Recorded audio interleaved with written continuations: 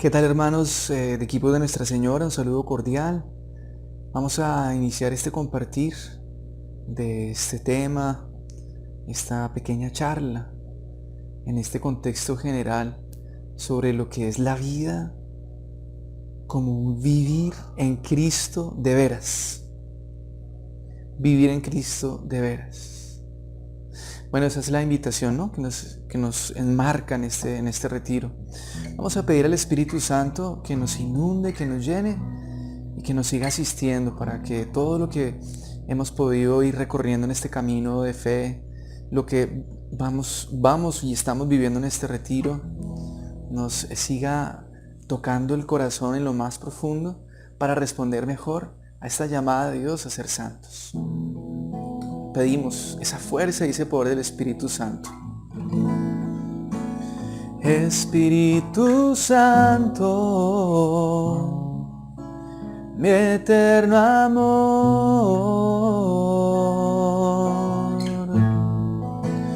toma mi vida, transforma hoy todo mi ser, dame un nuevo corazón.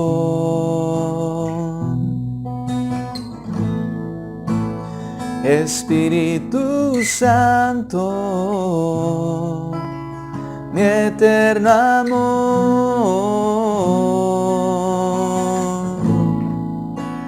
toma mi vida, transforma hoy todo mi ser, dame un nuevo corazón,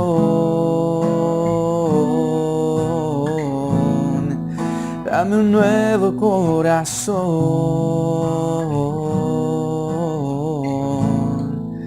dame un nuevo corazón. Pues muy bien, estamos entonces en este retiro. El retiro, sabemos que es un momento especial de encuentro con Cristo. Sin embargo, los retiros que nosotros vamos viviendo no pueden ser vistos como si fuera un tanquear la gasolina para poder seguir avanzando. Es decir, porque una vez al año un encuentro de este tipo, pues sí, nos oxigena y nos da pistas muy importantes para poder entonces reafianzar lo que nosotros vamos viviendo. Pero justamente eso es una ayuda que nos permite tomarnos el tiempo con calma para profundizar lo que normalmente debemos vivir. Por lo tanto, el encuentro con Cristo no es solo en este retiro, es en la vida cotidiana, es en la vida diaria. Nosotros no podemos ver la fe, los retiros, la misa del domingo como un retanquearnos, como si cada cierto tiempo nos acercamos a Dios, nos llenamos de su gracia y entonces arrancamos otro poquito, vamos andando con esa fuerza, con ese impulso, hasta que como que ya se nos van acabando las fuerzas y otra vez entonces tenemos que tomar esa fuerza, esa gasolina para seguir avanzando. No, porque este vivir la vida en Cristo de veras, pues es diariamente, es continuamente, es algo que debe ser para nosotros lo más normal. La vida en Cristo es cotidiana, es ordinaria en ese sentido, en lo que vamos viviendo cada día, no en momentos extraordinarios, sino en momentos sencillos, pequeños en nuestra existencia, en lo que vamos realizando cada día. Sin embargo, sí, lo que queremos compartir en este en este tema, pues está enfocado en ese encuentro con Cristo que estamos viviendo acá, pero lo extendemos, por favor, no nos centramos solo aquí en este retiro, sino en nuestra vida cotidiana. Este encuentro, de todas maneras, debe ser transformador y nuestra vida entera debe ser transformadora. A pesar de la virtualidad, pongamos nuestro empeño para que este encuentro sea verdaderamente transformador, que sea como un sentirnos en el monte Tabor, que es el monte de la transfiguración, donde el Señor Jesús se reveló a sus discípulos, Pedro, Juan y Santiago. y allí mostró su gloria y su resplandor, mostrando en un momento de consuelo para sus discípulos esa gloria que había de venir después de pasar por la cruz, que también estaba por venir. Es un momento muy especial de transfiguración para contemplar en esa teofanía o en esa manifestación de Dios lo que a fin de cuentas todos hemos de alcanzar, que es esa vida divina, la gloria de Dios plenamente en nosotros. Por lo tanto, este encuentro tiene que ayudarnos a eso, a dejarnos iluminar por Cristo y a dejarnos transformar por Él y en Él. Nuestra vida está llamada a ser una configuración constante con Cristo. Ustedes saben que en un computador se le dice al ingeniero técnico, configúreme esto, porque eso está desconfigurado, o sea, eso está como desordenado, como patas arriba, como que no hay conexión entre los procesos que yo necesito para que funcione bien el computador. Entonces, configurarse con Cristo es ordenar la vida con Él y en Él. Y en esa configuración nos vamos transfigurando, es decir, nos vamos transformando en Él, porque estamos llamados nosotros, lo dice la palabra de Dios en Romanos 8, a reproducir la imagen de Cristo. También lo dice San Pablo en Filipenses en el capítulo 2, estamos llamados a revestirnos de Cristo. Y lo dice en varios momentos San Pablo en el Nuevo Testamento en sus cartas, revístanse de los sentimientos de Cristo. Y eso es la esencia de nuestra vida cristiana. Encontrar en Cristo nuestra identidad más profunda como seres humanos para ser hijos en Él, hijos de Dios, porque Él es el Hijo con mayúscula. Un retiro como estos, que vuelvo y repito, no es algo a lo que nosotros le apuntemos como si fuera como un momento pues de salvación, porque ya nos estamos enfriando mucho, ni la misa del domingo. Nuestra relación con Cristo debe ser constante. Pero bueno, a pesar que así sea, que inclusive sea, pues aprovechemos este encuentro para renovar nuestra fe, para renovar nuestro amor por Cristo, para recordar esto que estamos diciendo, que estamos llamados a configurarnos con Cristo. ¿Cómo lo hacemos? ¿Cómo hacemos esta configuración con Cristo en este llamado a ser santos? Cada uno en su vocación, ustedes en el matrimonio, los conciliados en nuestra vida sacerdotal. Esto es para todos, por medio de la oración personal, por medio de la oración conyugal y por medio de la palabra. Estas tres cosas son muy importantes, muy importantes. Las vivimos en un modo tranquilo, sereno, reposado, en un retiro como estos. Pero tienen que ser una constante en nuestra vida diaria, en nuestra vida cotidiana. Son pilares para que nuestra configuración con Cristo se vaya realizando. Entonces, estamos llamados a eso. Nos preguntamos, ¿cierto? Una vez más, si estamos realmente nosotros viviendo eso que debemos hacer normalmente. O vivimos un retiro, incluso nuestros encuentros mensuales, en donde tenemos que hacer la bendita reseña, en donde sí, pues estamos revisando nuestra vida y estamos revisando justamente esto, ¿no? Cómo estamos en la oración, cómo estamos en la escucha de la palabra, cómo estamos en la participación de los sacramentos. Hay que estar reevaluando y en este retiro, pues no hacemos la excepción. ¿Cómo está nuestra oración? ¿Cómo está nuestra oración personal, en nuestra oración conyugal, en nuestro contacto con la palabra? Es entonces importante que nosotros tengamos presente como este núcleo de nuestra vida espiritual. La espiritualidad conyugal tiene que partir de estas realidades importantes, concretas y prácticas, que deben ser continuas, que deben ser para nosotros un hábito, no un cumplimiento, un hábito virtuoso, porque sé que es algo que es bueno, que es que trae verdad a mi vida, porque sé que es algo necesario, vital, es vital para mi vida. La oración, la escucha de la palabra, la oración con mi cónyuge. No es algo accesorio y no es algo que tenga que hacer porque me lo exige el movimiento. Si es vital, es vital.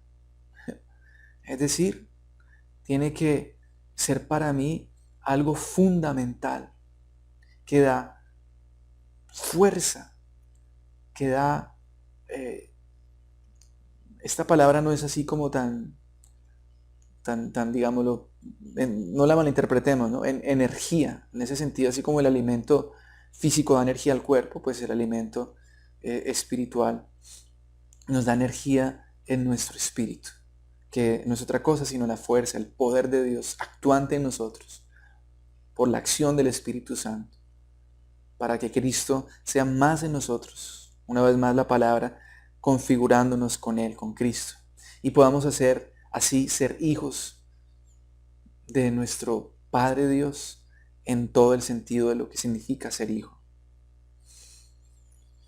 Entonces, partiendo de esto, sí es importante la oración, no es digamos, algo que no, o sea, no, por lo cual no debamos, o sea, no nos avergonzamos, pero pues tenemos que reconocerlo, y es que la oración en sí misma tiene no pocas dificultades, no pocas dificultades. Nosotros tenemos que reconocer nuestra debilidad, nuestra negligencia muchas veces y nuestras excusas cuando se trata de lo que es la vida de oración personal, comunitaria, conyugal y el encuentro con la palabra.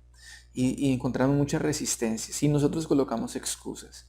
Y eso implica entonces que nuestra relación con Cristo, a fin de cuentas, pues se va debilitando. Porque sí es vital para nuestra configuración con Cristo. Y a la final, de pronto no le estamos dando ese lugar que le pertenece. Somos indisciplinados, somos inconstantes. Ah, Nuestra conversión personal y nuestra relación con Cristo se ven afectadas, es así. Pero reconocemos eso. O sea, no estamos aquí para decir estás mal, no. Reconozcamos, empecemos por reconocer nuestras excusas, nuestra negligencia, nuestra pereza, nuestras resistencias para llevar esa vida de oración, para llevar esa vida espiritual lo más disciplinada posible. Nuestro poco empeño, nuestro poco compromiso con los puntos de esfuerzo. Bueno, reconozcámoslo al menos. No nos justifiquemos. No estemos como diciendo, no, es que en la semana no, al menos hice 2 veces, o al menos una vez. Pero no, ahora sí, ahora sí. Y no nos damos cuenta y no nos evaluamos a fondo para decir, oiga, es que realmente estoy fallando en esto. ¿Por qué? ¿Por qué me está costando? Y es la verdad, soy perezoso. Eh, me cuesta muchísimo dedicar esos momentos para la oración. Me cuesta dedicar esos momentos y yo lo quiero hacer esto, quiero sentarme para orar con mi esposa, pero cuando llega el momento me distraigo, encuentro alguna situación pequeña que me desmotiva, ya en el momento en que lo quería hacer, me había programado para orar con mi esposa y un pequeño roce que tuvimos ya me indispuso, ya para qué orar. Reconozcamos eso, esa debilidad, nuestro descuido, nuestra inconstancia en nuestra vida espiritual, en nuestra vida de oración. Reconozcámoslo en primer lugar. Nos, nos dice el Papa Francisco que la oración debe hacerse con libertad e insistencia. Centrémonos un poquitico en la oración. El Papa Francisco nos dice que debemos nosotros hacer esta oración con libertad e insistencia, como se le habla a un amigo. La oración nos cambia el corazón y nos hace comprender mejor cómo es Dios. El punto es que, bueno, en estas invitaciones que se nos hacen, tenemos que encontrarle como ese sabor y ese gusto a la oración, no solo como concepto. Si les preguntara a ustedes, si tuviéramos la oportunidad de hacer la pregunta, bueno, ¿para usted qué es la oración? Seguramente daríamos respuestas parecidas, algunas originales, y algunas, o sea, como que tenemos claro qué es la oración. Tenemos claro qué es la oración. Y digamos, esta es parte, esto que nos recuerda el Papa Francisco, a lo mejor también hasta lo tenemos claro. Él nos recuerda también que en toda oración está el Espíritu Santo. No se puede rezar sin el Espíritu Santo. Si Él es quien reza a nosotros, Él es quien cambia el corazón. Él es quien nos enseña a llamar a Dios Padre. Entonces, sabemos que hay que orar. Sabemos que la oración nos cambia el corazón, nos hace entrar en una relación más profunda con el Señor. Y sabemos que el Espíritu Santo es el que necesitamos para que guíe esa oración, nos mueva, nos inspire de lo más profundo y esa oración sea un momento verdaderamente transformador, transformante y transformador, que me edifica, que me mueve desde dentro, que me ayuda a entenderme mejor a mí mismo, que me ayuda a abrirme al misterio de Dios, porque todo eso es la oración, todo eso es la oración. Y volvemos a decir, pero reconozcamos que aunque sabemos eso, o que aunque quizás en algunas pocas de las palabras que he dicho, decimos, ay, vea, eso también es la oración. No nos basta con el saber.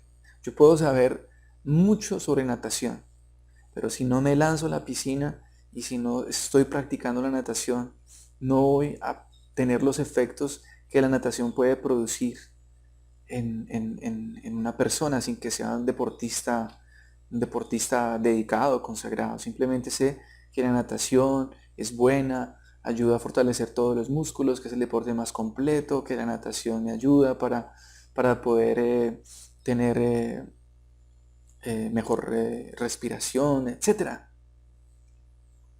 Tengo que ser constante en eso, para que lo que yo sé pues pueda convertirse en acciones concretas y pueda obtener el resultado que sé que tiene que darse.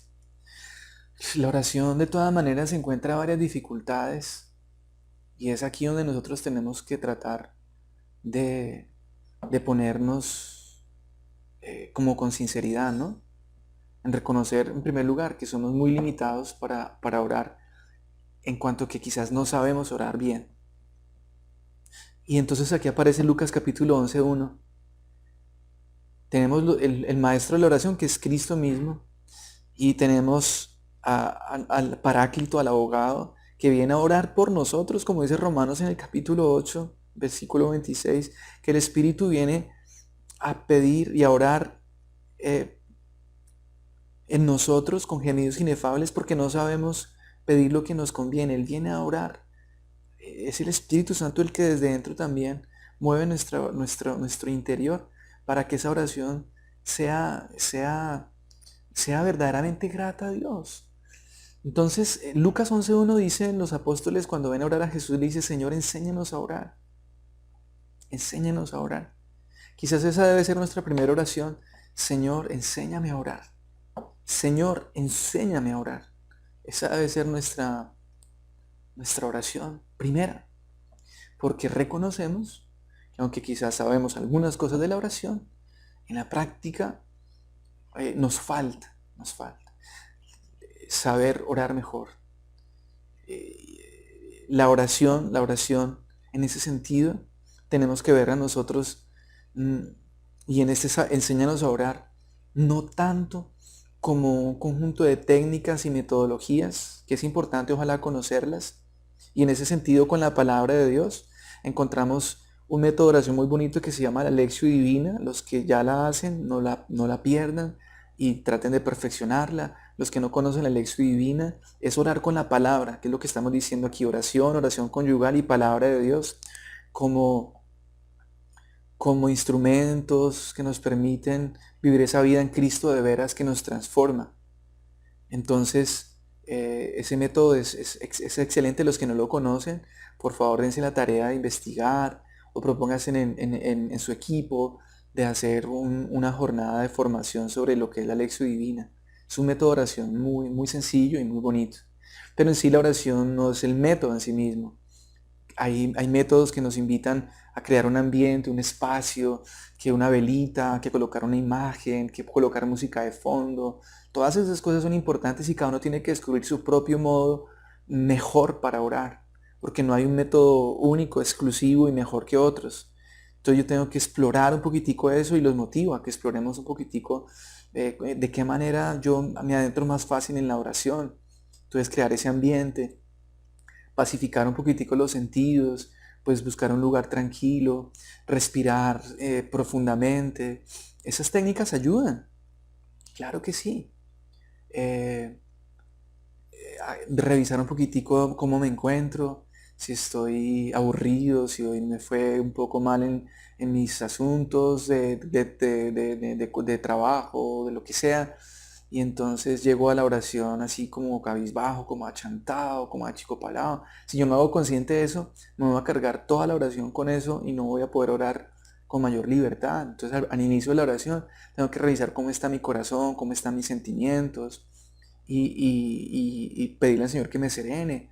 Aquí estoy, te entrego, parto de esto, tengo tristeza o estoy ya tan aburrido, Señor, que la verdad no tengo ganas de orar, pero aquí estoy. Entonces desde ahí se parte, pacificar los sentidos, ¿sí? Sí, cerrando los ojos o enfocando la vista en un punto fijo, los sentimientos, las emociones, revisarlas. Todo eso sí, claro, es importante, pero la oración no es una, algo que parte de mi esfuerzo. Eso es muy importante. La oración ante todo es un don. Por eso la oración no es una construcción humana en donde yo, ayudado a todas unas metodologías, me pongo en contacto con la trascendencia y con lo divino para así poder entonces perfeccionarme. Ojo, porque eso no es la oración. El objetivo de la oración es como don, porque la oración es un don, es Dios quien me ama, quien toma la iniciativa, quien me ha buscado. Y en la oración lo que yo hago es responder ese amor para encontrarme con Él y dejarme amar, y dejar que Él obre en mí, y dejarme transformar, y dejar que Él me hable también, porque la oración no es solo yo hablar y hablar y hablar, tengo que dejar que Él me hable. Y en la oración poder descubrir cuál es la voluntad de Dios, porque ese es el fin y el fruto de la oración. Poder descubrir cuál es la voluntad de Dios. Entonces la oración es un descentramiento del propio yo para que el yo de Cristo despliegue su vida en nosotros. Es un movimiento de apertura en la comunicación con Dios, en el espacio de la alianza con Él. O sea, Dios que ha hecho una alianza de amor conmigo. Ahí en la oración entonces se abre ese espacio de amor entre Dios y mi persona para poder en Él descubrir cuál es la voluntad de Dios para mi vida. Ese es el fruto mayor de la oración. Entonces, bueno, encontramos dificultades en la oración, terminando pues esta charla porque el tiempo es bien limitado. Algunas de las dificultades y que quizá nos desmotivan puede ser la distracción porque nos vienen muchos pensamientos. Entonces estamos orando y se nos vino que ayer tuve un problema con fulano de tal, que mañana tengo que hacer un negocio, que me faltó llamar a no sé quién. Las distracciones nos llegan. Y eso entonces como que nos separa de la atención con Dios. Otra dificultad es de pronto eh, como que el corazón se siente seco, ¿sí? Es lo que llaman la sequedad, ¿no? Es que yo no siento nada en la oración, entonces, como que yo no estoy orando bien porque sí es esa sequedad, como ese desierto del que muchos hablan, ¿no? Y entonces vemos esa dificultad con mucha frecuencia.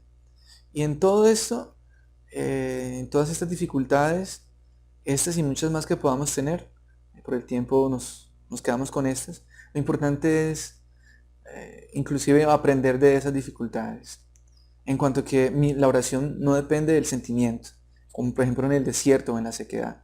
Sí, aunque realmente los que pasan por desierto de oración son los grandes místicos.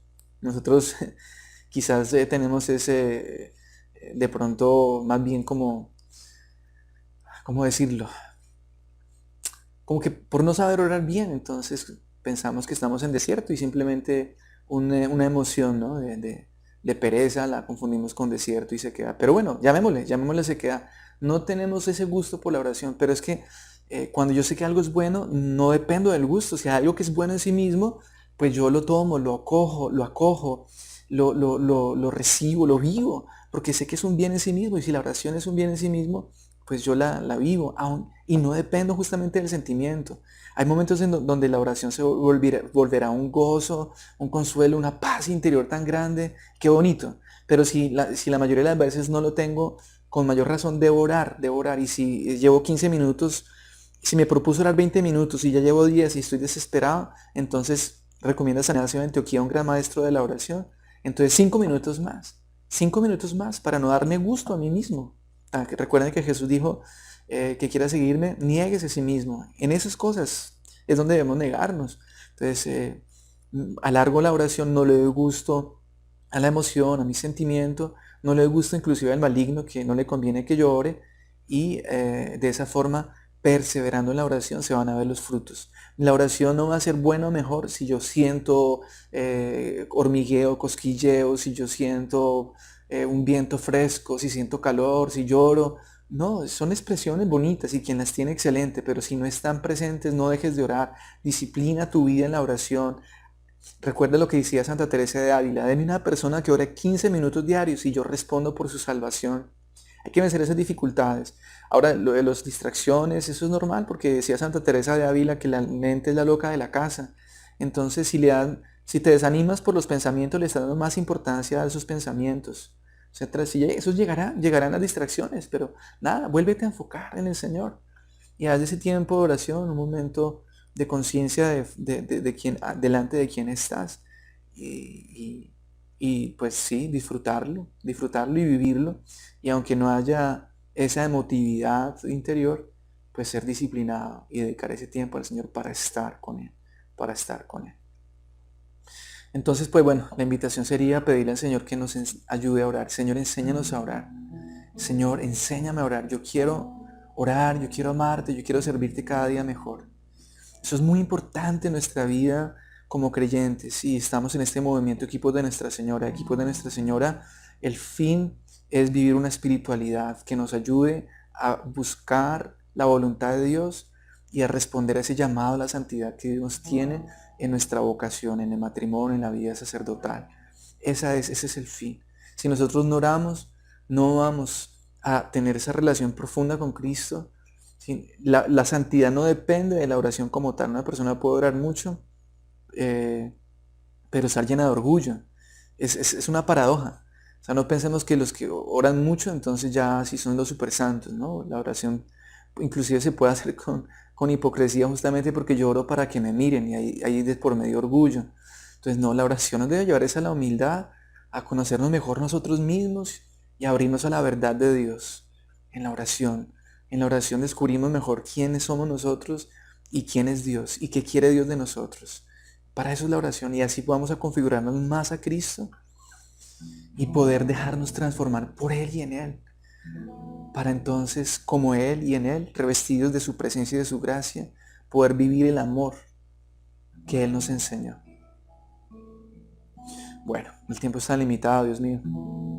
Terminamos con esta canción.